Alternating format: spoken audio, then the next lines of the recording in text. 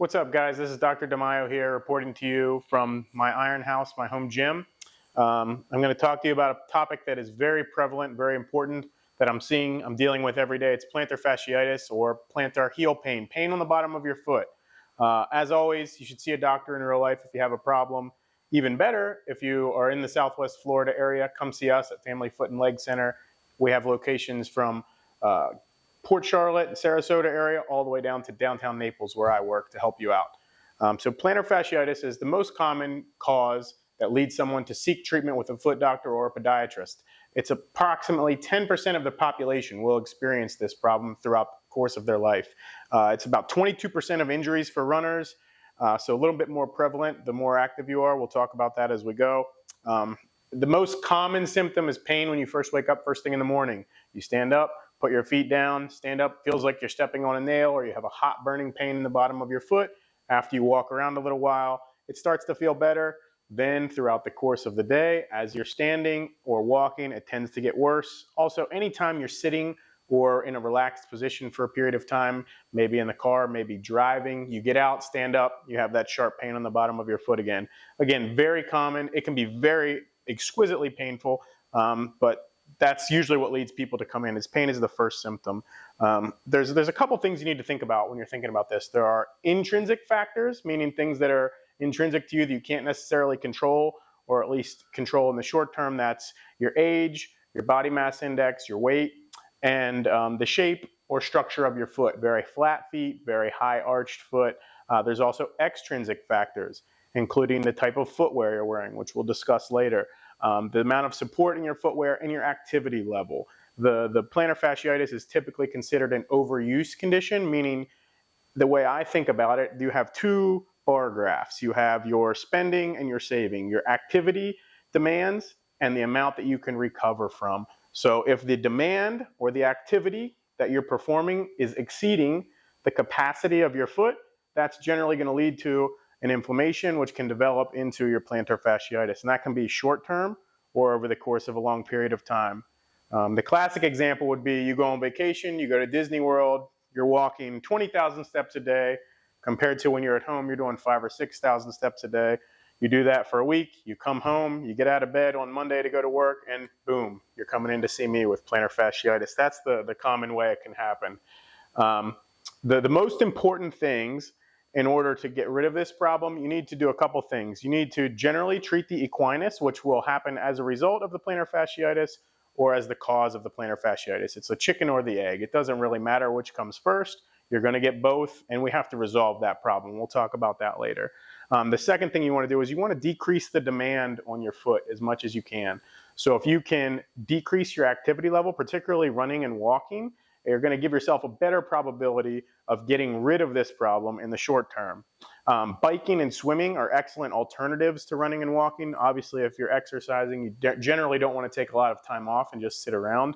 But biking and swimming are good options other than running and walking that you can do that will decrease the demand on your foot while still letting you stay active.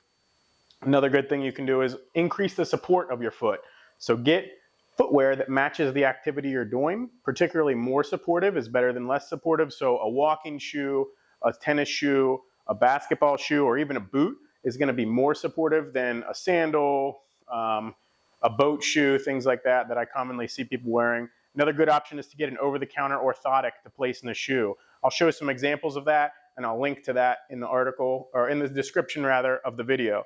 So couple other things that you need to do is we need to make sure we treat the equinus like we talked about. I'll show you an easy way to do that and a couple other options that you can use at home.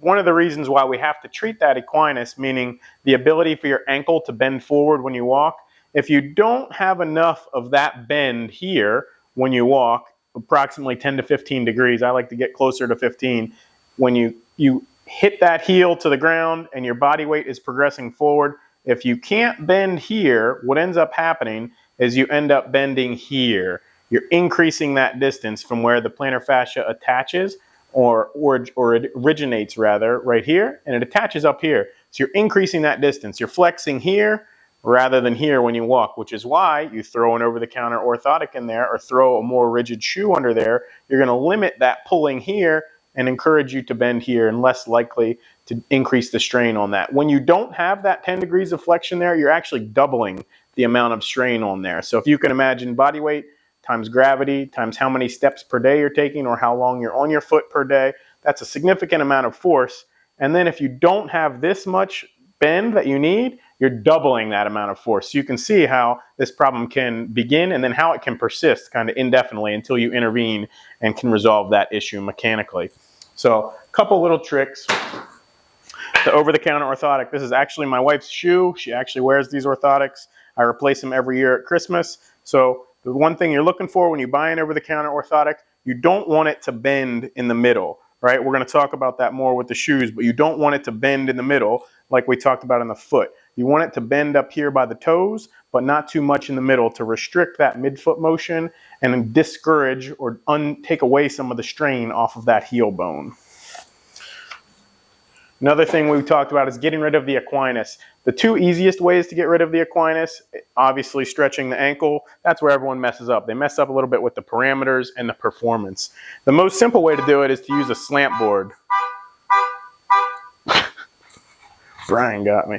The easiest way to do it is to use a slant board, which is something like this. I'll link in the description as well. All you need to do is get your toes pointed forward. Primarily, you want your third toe pointing straight in the same direction as your nose. You want to step up on there with both feet. Keep your knees nice and straight, hip in, and then if you need to, lean forward a little bit. All you're trying to do is get your tibia, your shin bone, to move forward over a flat or fixed foot in this case. Once you do that, you want to lean forward until you feel a slight stretch in the back of the calf. You want to hold that for 1 minute. Make sure you use a timer. The four main parameters for any sort of stretching like this, you need your heel down, you need your knee straight, you need your toes straight, that third toe pointed in the same direction as your nose, and you need to use a timer and hold for at least 1 minute. If you get those four parameters correct, you do this 3 to 5 times a day, you'll get rid of that equinus pretty quickly. If you don't have a slant board, get one, number one. That would be a wise investment. The second way you can do it while you're waiting for your slant board to hopefully come is the simple runner stretch that everyone knows. But again, they mess up the parameters. The devil is always in the details. Every patient that comes and sees me with this problem generally says, oh yeah, I do that stretch. I know how to do it. I do it all the time. And they're always doing it wrong or they're not doing it for the correct amount of time. So same concept. You need to put your involved foot, the one that hurts, back behind you. You need to have your third toe straight towards the wall. You need to keep your heel on the ground, your foot flat. Foot flat, heel down, knee straight, toes straight. Lean forward until you feel a little pull in that calf and hold that position there for 1 minute. If you do that, or you do the slant board 3 to 6 times per day, most likely you're going to get rid of that equinus. You're going to be on the way to getting rid of this problem. In the meantime, throw an over-the-counter orthotic in your shoe, switch to a more supportive shoe, decrease the demand on your foot. You're on your way. Again, if you have a real problem, come see us in real life in Southwest Florida at Family Foot and Leg Center. If not, reach out to me in the comments. Thank you.